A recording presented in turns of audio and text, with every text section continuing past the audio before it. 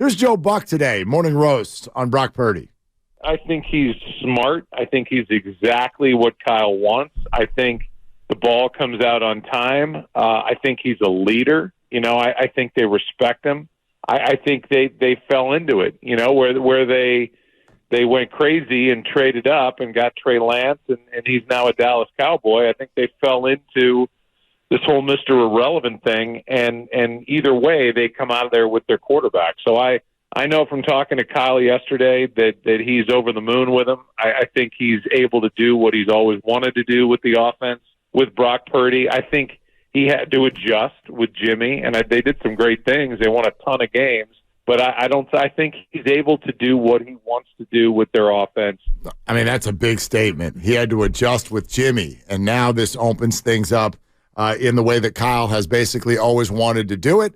And if that's the case, and Christian's able to get through the game tonight, I see no reason why this isn't kind of a repeat of what we saw against the Dallas Cowboys. Brock Purdy went out there last week, and for the first time in his career, lost a football game, had a ball slip out of his hands, threw an interception for the first time this year, and I feel like even though he could lose tonight and he would still be, 13-2 in his career, but it would start the doubt. The doubt would creep back in, and so coming off of a loss, I think very, very important. It's another opportunity, if you will, for Brock Purdy to kind of get the conversation going back in the other direction, and in a weather-controlled environment, in a primetime game where he's played well before, and a defense that I think is actually set up for him to have some success, I think we're going to see some really good things from him tonight. I wonder about that defense that is set up for him to have success, because they do blitz a lot, and we saw the Giants able to give him some problems with the blitz. And I know that Brian Flores, when it comes to the way he institutes the blitz, he does a lot of disguises. He's from the Belichick school, where you don't necessarily know where the blitz is coming from. You add in the fact that Trent Williams is not going to play, so you've got Jalen Moore, a backup left tackle, and the right tackle has at times had some trouble this year. So I wonder if this defense isn't poised to do better than the numbers might indicate, based on the way Brian Flores, the defensive coordinator, will disguise blitzes, and they do play off coverage a lot. They're not going to play up on the line like the Giants did. So even when they blitz, they're going to make sure they don't get beat over the top. They're going to make Brock Purdy and the offense kind of matriculate it down the field. I wonder if this isn't a Jake Moody game, a game where you're going to need it to be. I mean, I don't want we haven't talked about Jake Moody since Monday or Tuesday. But I really hope it's not, for two reasons. A, you want touchdowns, not field goals. Of course. And B, I feel like you saying that means that he gets another opportunity for a pressure kick, and I'm hoping there's no pressure kicks tonight. I hope he makes his kicks, but I hope the 49ers don't need a field goal with 2 seconds left to go to win this football game. Well, I would hope that if that happens, that he gets it done, because he needs it, and they need it. I'm looking at Minnesota's rush defense. They're 7th in the league in yards per attempt allowed at 3.7. So if McCaffrey's not fully up to snuff, and you get into some third and mediums and third and longs, and they're able to pin back their ears and get after Brock Purdy, I do think that defensively, this Minnesota team, without Deebo Samuel and with Christian McCaffrey not at 100%, I do think, and no Trent Williams, I think this defense is set up to be more effective than they otherwise would. Let's take some patient Purdy calls. Let's go to Stacy in Iowa. Hey, Stacy, you're on Willard and Dibs. How are you, Stacy? Hi, I'm good. First-time caller. Thanks for taking my call. Thanks for making it. Absolutely. So my question is, I actually have 2 points. Why is the media and some of the 49er faithful so doubting on Purdy?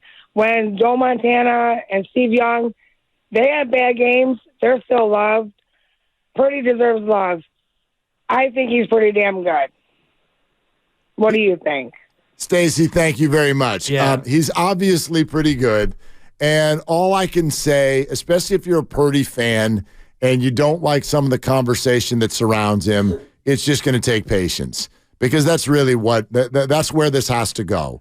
for him to really get the quote-unquote respect he deserves. It's funny because on certain fronts, he really is getting it. If you go inside the league, you listen to what we just played from Joe Buck, for example, he's getting all the love that you could possibly imagine. No coach who's scheming up and studying film on the 49ers is like, you know what, this Purdy guy's a real weakness. Like, I think we can get after him.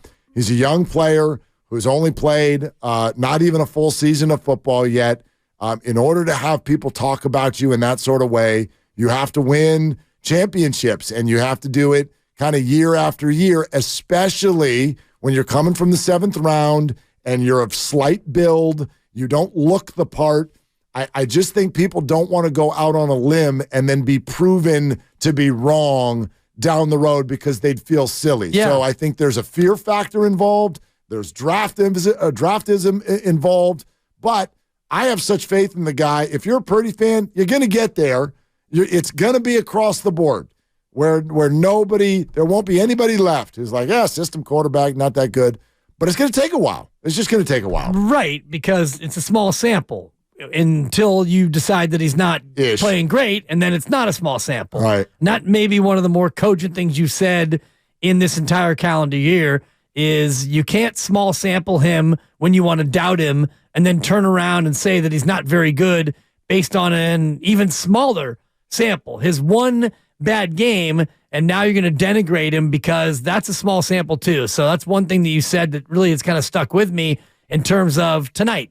So you go to Minnesota and you don't have Debo and you don't have Trent, and CMC is hampered, and their defense is better than many people think. They're good against the run. They're going to blitz the snot out of him. Maybe he has another bad game, and maybe they win. Maybe Jake Moody makes a game-winning field goal, and you win at the buzzer. And maybe Brock Purdy goes out, and he's 11 of 25 for $172, and he throws another pick. Well, you can look at that and say, see, he's not very good, but that would be still a very small sample based on what he's already done, which is really, really good. So I'm trying to keep that in mind in terms of like sweeping statements about Brock Purdy. Yeah, I think that's good. I'll also say this. Do you remember before the year even started, we talked to Mooch. Mooch came on the show. Steve Mariucci. And I said, hey, you as a head coach, when you see a stretch that's 8 games or 10 games or whatever, are you like, it's a small sample? And he's like, not that small. Yeah. It's not that small, okay? A small sample, and guys have been signed for less, okay? This is a larger sample than the sample we had of Garoppolo that led him to be the highest paid player in the NFL at the time. The 49ers watched 2 games in New England. They watched 6 games here. He won all the games here for a bad team and went, yep, $27 million. Let's go. You're our guy. 2 years later, they're in the Super Bowl. That was a smaller sample than what we've seen with Brock. Yeah. So is it a long sample? No, I get it. There's more proof in the future pudding. I will agree on that. But this sample is not that small. Like, I think it's funny. It's almost like people go, well, you got to see everybody twice because they've got to see you. Right. And then they'll have the elixir for you coming up next time.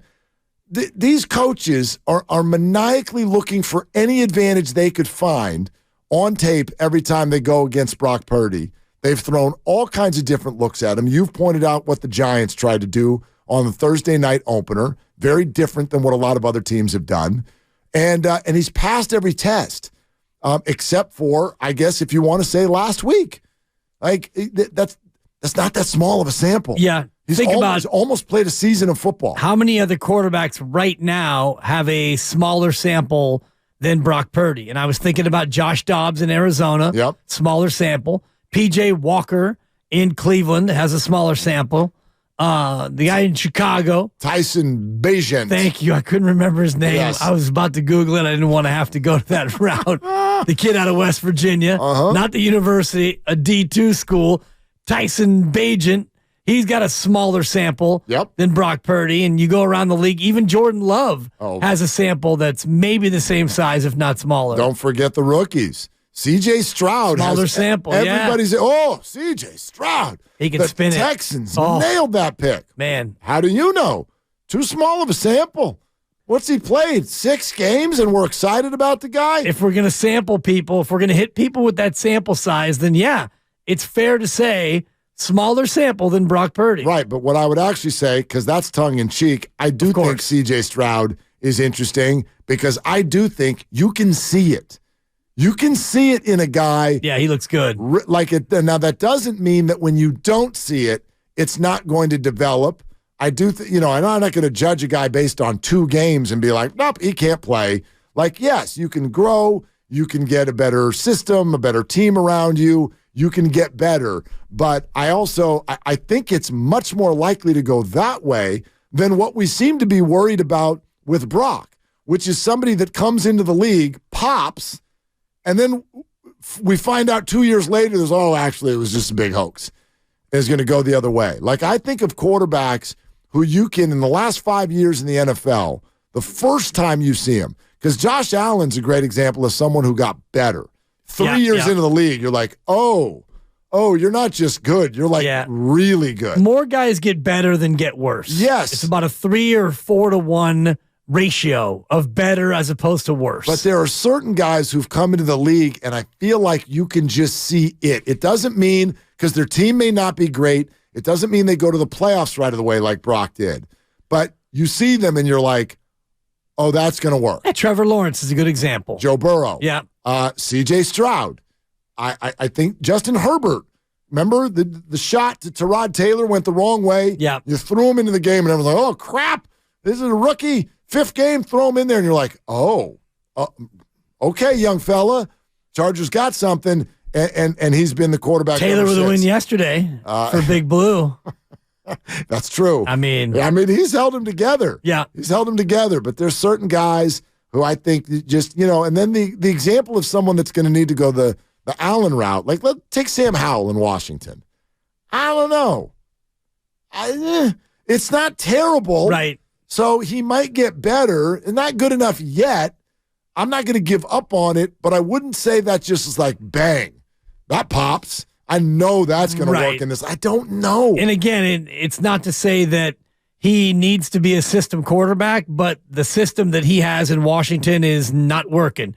And Bieniemy doesn't have a lot to work with up front. They've got a very porous offensive line and only one really good receiver. So I think when we talk about system QB, it's hard to not look at Brock Purdy and look at the guy calling the plays and the people around him. This is not to disrespect or denigrate Brock Purdy, but it is a reality as to why he's been so successful. Well, I do love what you just said with regard to what Bieniemy has and what Washington has around him.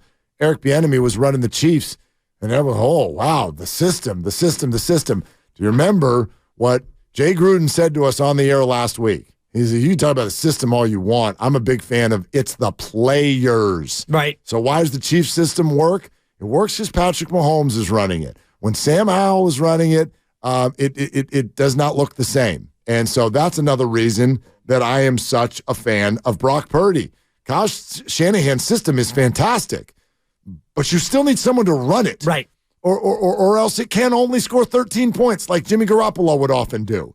So Brock Purdy has taken the whole thing to a completely different level. But honestly, how hard is it to just get the ball and throw it to Debo? Well, and just hand it to Christian? Not hard. Thank when you. I watch NFL football, I'm like, that doesn't look hard. That was easy. Yeah.